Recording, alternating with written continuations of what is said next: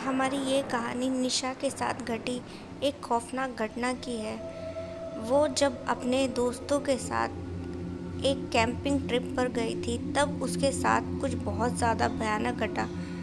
दरअसल में वो अपने स्कूल की ओर से जो था कैंपिंग ट्रिप पर गई थी एक दिन के लिए। आइए चलिए जानते हैं कि क्या घटा उसके साथ भयानक। निशा अपनी क्लास के साथ और एक टीचर उनके साथ थे, तो उनके साथ वो जंगलों में कैंपिंग के लिए पहुंचे थे।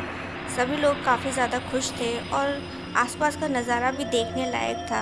हरियाली ही हरियाली चारों ओर फैली हुई थी। तो जो उनके टीचर थे उन्होंने उनसे कहा, देखो बच्चों, कोई भी यहाँ से ज़्यादा दूर नहीं जाएगा, सब कैंप के आसपास ही रहेंगे। इस जंगल के बारे में हमें ज़्यादा इन्फॉर्मेशन नहीं है, तो इसीलिए कोई ज़्यादा दूर तक नहीं जाएगा, ध्यान रखना मेरी ये बात। तो सारे बच्चे जो थे अपने टीचर की बात मान जाते हैं और फिर वहाँ पर कैंप वगैरह लगाकर आराम से बैठकर नाचना गाना अपना करने लगते हैं।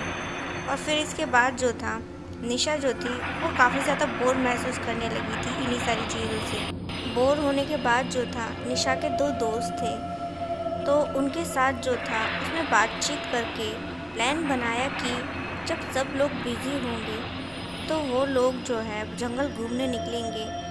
निशा के जो दोनों दोस्त थे उन्होंने बहुत समझाया, लेकिन निशा अपनी मनमानी पर अड़ी हुई थी।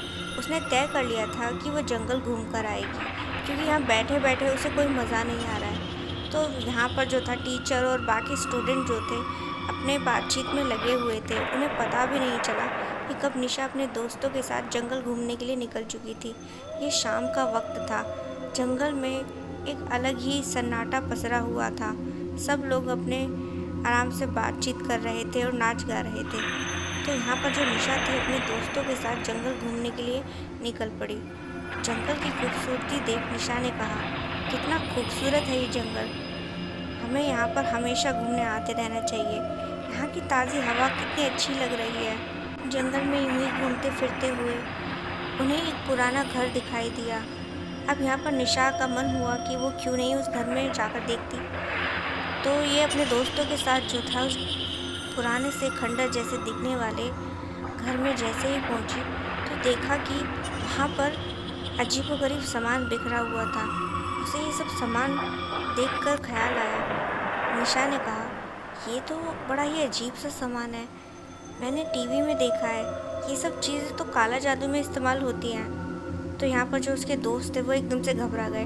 तब जो था निशा हंसने लगी और बोली, अरे बेवकूफ़ो, ऐसा भी कहीं कुछ होता है, मैं तो तुम्हें बेवकूफ़ बना रही हूँ, ऐसा कुछ नहीं है। तो उसके बाद जो था उसके दोस्तों ने कहा, तुम हमारा पागल बनाने के लिए लेके आई हो ना यहाँ पर, हम तो जा रहे हैं, तुम्हें यहाँ रहना है तो रहो। इसके बाद जो था निशा ने उन्हें रोकते हुए कहा, अरे अभी तो अंधेरा हुआ है, अभी तो असली मज़ा है जंगल में घूमने का। कौन जाने यहाँ पर कौन सी मुसीबत मिल जाए, कितना मज़ा आएगा ना। फिर कोई भयानक सी डायन हमारा शिकार करने के लिए यहाँ पर आए। और फिर इसके बाद जो था निशा फिर से हंसने लगी। उसके दोस्त उसके मजाकों से बहुत ज़्यादा डर चुके थे। तब निशा ने कहा, अरे यार तुम लोग कितना डरते हो, यही तो उम्र है एंजॉय करने की, तुम भी ना बस। निशा ज़रा भी नहीं जानती थी उसका मजाक सच होने वाला था। वो एक बहुत बड़ी मुसीबत में फंसने वाले थे कि तभी अचानक से उन्हें किसी के कदमों की आहट सुनाई दी। ये जब एकदम से मुड़े तो उन्होंने देखा कि एक भयानक सी दिखने वाली औरत इनके सामने खड़ी थी। इन तीनों के पैरों तले की ज़मीन खिसक गई, क्योंकि वो और कोई नहीं बल्कि एक भयानक डायन थी। निशा अपनी आंखों पर विश्वास नहीं कर पा रही थी। उसे समझ नहीं आ रहा था कि उसका मजाक एकदम सच कैसे निकल गया। तो उसके एक दोस्त ने कहा, ये ज़रूर डायन है और अब ये हम तीनों को जान से मार देगी, अब क्या करें। तो इस पर निशा ने कहा, करना क्या है गाइस, चलो यहाँ से। तो वो जो डायन थी अचानक से उनका रास्ता रोकते हुए बोलती है, मेरे घर में आकर इतनी जल्दी मैं तुम्हें यहाँ से जाने नहीं दूँगी। अभी तो मेरी भूख बढ़नी शुरू हुई है और उस भूख को तुम ही मिटा सकते हो। आज तो तुम इंसानों को खाकर मैं मौज मनाऊंगी। ये तीनों जो थे उस डायन को धक्का देकर उसके घर से बाहर आ जाते हैं। तो डायन भी इनका पीछा करती है। ये दौड़ते दौड़ते जो था अपने कैंप तक जा पहुंचते हैं और सबको बताते हैं उस डायन के बारे में। कोई भी इनकी बातों पर ज़रा भी विश्वास नहीं कर रहा था, क्योंकि निशा की हमेशा से ही आदत रही थी मस्ती मजाक करने की। तो उनके जो टीचर थे उन्होंने कहा, निशा तुम फिर से शुरू हो गई, क्यों बच्चों बाकी को डरा रही हो?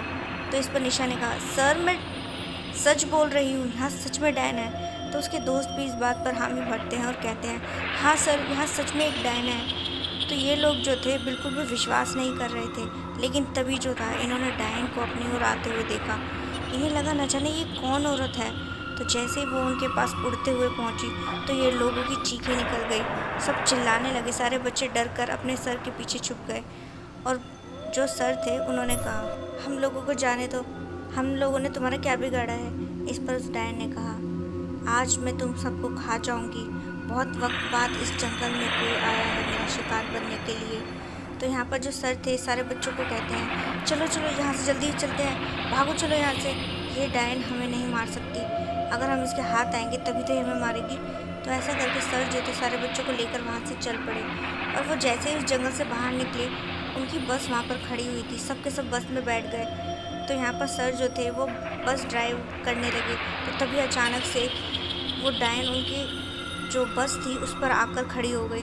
सब लोग बहुत ज़्यादा डर। तो इस पर निशा ने कहा, लगता है हमें परमानेंट जो है डायन का खात्मा करना होगा, तभी हमारा पीछे छोड़ सकती है सर। तो सर जो थे वो अचानक से ही बस में ब्रेक लगा देते हैं और वो जो डायन थी वो बस से सीधा नीचे जाकर गिरती है। तो सर कहते हैं, लेकिन कैसे, हम कैसे उसको मार सकते हैं? इस पर निशा ने अपने गले से एक लॉकेट निकाला और कहती है, ये एक पवित्र लॉकेट है, मेरे मम्मी पापा ने मुझे पहनाया था, आज यही हमारी मदद करेगा। तो इसके बाद जो था वो जो सर थे वो निशा से वो लॉकेट ले लेते हैं। और अचानक से जैसे ही वो जो डायन थी शीशा तोड़कर बस के अंदर आ जाती है, तो वो जो सर थे उस डायन के माथे पर उस लॉकेट को लगा देते हैं। वो डायन वहीं जलकर ख़त्म हो जाती है और इस तरह उन सब की जान उस पवित्र लॉकेट से बच गई।